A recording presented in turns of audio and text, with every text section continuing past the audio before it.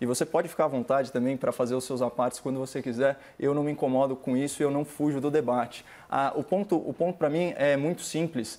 Vamos falar um pouquinho de hipocrisia, então, porque é o seguinte, é muito fácil, né, ficar criticando a visão política ou pessoal, por exemplo, do presidente da República a favor de uma quarentena focada em grupo de risco, quando a gente está praticando exatamente isso. Olha a nossa situação aqui na CNN, doutor. O comentário político que a gente faz poderia estar sendo feito de casa, por uma questão meramente estética, cosmética. A gente vem aqui ao estúdio, assume o risco de contaminar, de sermos contaminados e de contaminar, e estamos aqui trabalhando como pessoas adultas que dominam a situação e que estão sopesando, né, a relação entre saúde e economia.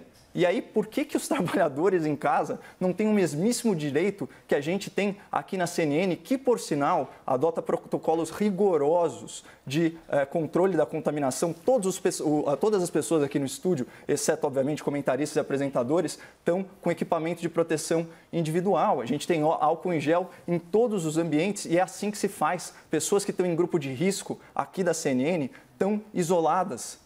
E por que a gente quer impor algo tão diferente? O que nos torna melhores ou piores do que o cidadão que está em casa impedido de trabalhar por causa dessas determinações? Determinações de uma elite política que, aliás, é incapaz de abrir mão do fundo eleitoral para financiar dinheiro público, para financiar suas próprias campanhas, né, para financiar os seus partidos. Isso é uma imoralidade.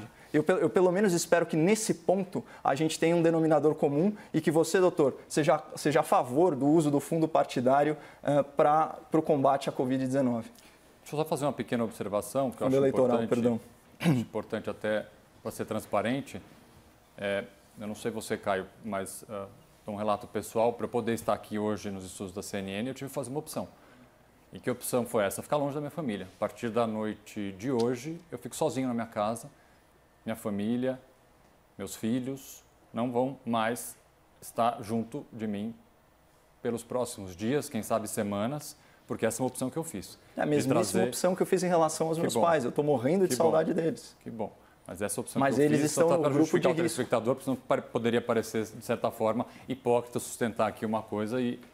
A princípio, você veio em outros dias da pandemia, doutor. Você estava aqui dando entrevistas em março, você gravou os pilotos. Não é questão de hipocrisia, é questão de lógica. E o que vale para a gente também tem que valer para as pessoas. Cadê a isonomia nesse país? Chega de ter uma elite política determinando o que a gente vai fazer ou não vai fazer com base em oportunismo político, covardia científica. O que é ciência, né? Parece até que eu estou falando um absurdo, mas quando a gente pensa aí em grandes periódicos, eu vou ler aqui para o espectador da CNN, não tem problema, vamos falar do Financial Times. Em países pobres, o lockdown como remédio poderia ser mais letal que a doença, isso é manchete. Vamos para outra, The New York Times, o artigo lá, olha o que ele diz, nossa luta contra o coronavírus é pior do que a doença?